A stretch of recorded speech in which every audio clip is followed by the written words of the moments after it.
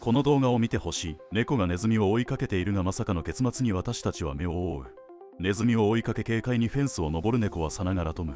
逃げるはライクジェリーだが現実はアニメとは違う。ネズミはフェンスの破れ目を目指し左サイドを選択。しかし猫は軽々追いつき長い尻尾を簡単に捕まえた。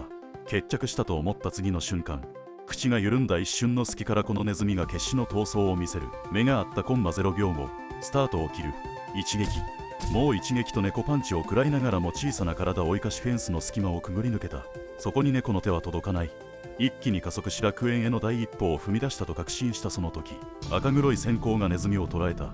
ドタバタ劇になるはずの動画は呆然とする猫の背中で幕を閉じる。